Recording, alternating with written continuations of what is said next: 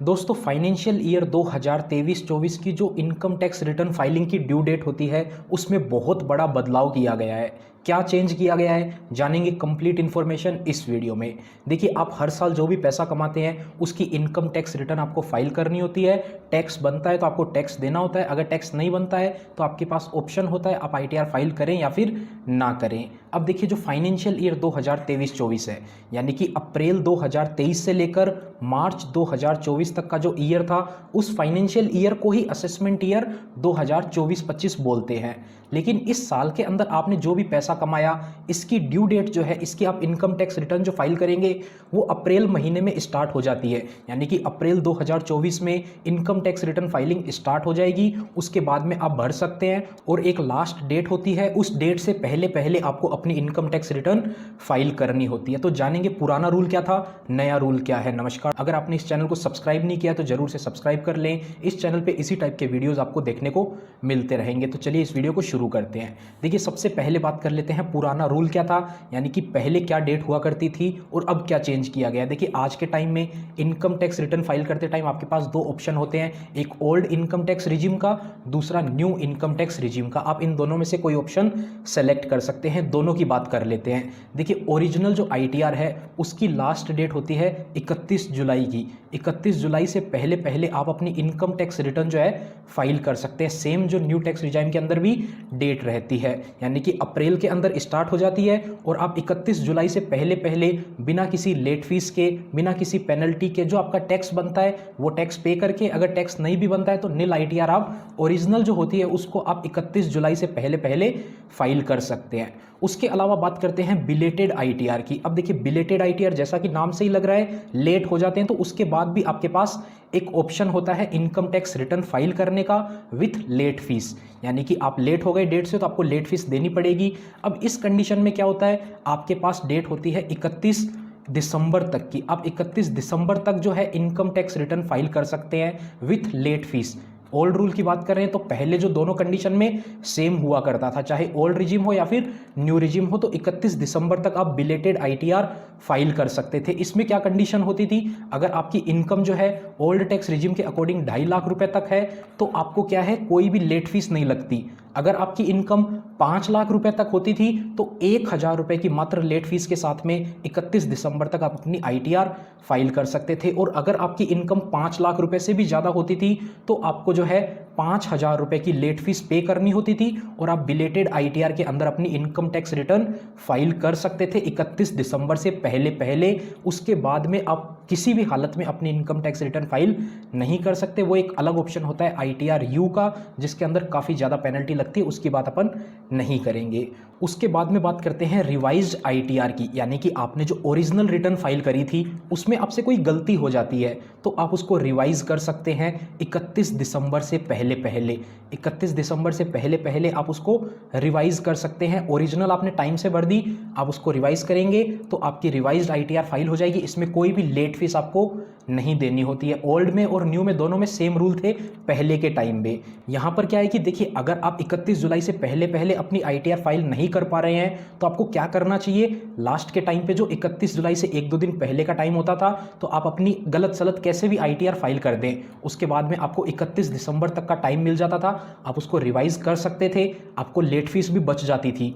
यानी कि आपको लेट फीस ही नहीं देनी पड़ेगी। आपने पहले आईटीआर फाइल कर दी, भले ही वो गलत हो लेकिन आपने टाइम से फाइल कर दी ना, तो आप रिवाइज आईटीआर के तहत उसको रिवाइज कर सकते थे। लेकिन आप 31 जुलाई से पहले फाइल करना ही भूल गए तो आपको बिलेटेड में जाना होता था और आपको लेट फीस पे करनी होती थी। ये तो थे पुराने रूल। इसके तहत यानी कि आप रिवाइज आईटीआर फाइल कर सकते थे 31 दिसंबर तक, लेट फीस भी नहीं लगती थी। अब बात कर लेते हैं नए रूल की, इसमें क्या बदलाव किया गया है। तो देखिए ओरिजिनल आईटीआर कोई भी चेंज नहीं है, 31 जुलाई तक ही आप अपनी आईटीआर फाइल कर सकते हैं। उसके अलावा बात कर लेते हैं रिवाइज्ड आईटीआर की।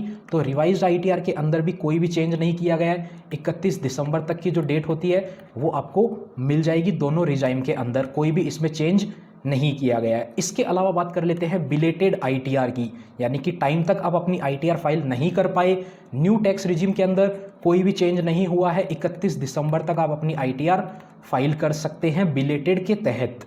लेकिन ओल्ड टैक्स रिजीम के अंदर जब बात करेंगे तो यहाँ पर आपको बिलेटेड आईटीआर का ऑप्शन अब देखने को नहीं मिलेगा। यानी कि आप जो अपनी इनकम टैक्स रिटर्न है वो ओल्ड रिजीम के अकॉर्डिंग 31 जुलाई तक फाइल कर सकते हैं ओरिजिनल। आप बिलेटेड फाइल करना चाहते हैं तो आप नहीं कर पाएंगे।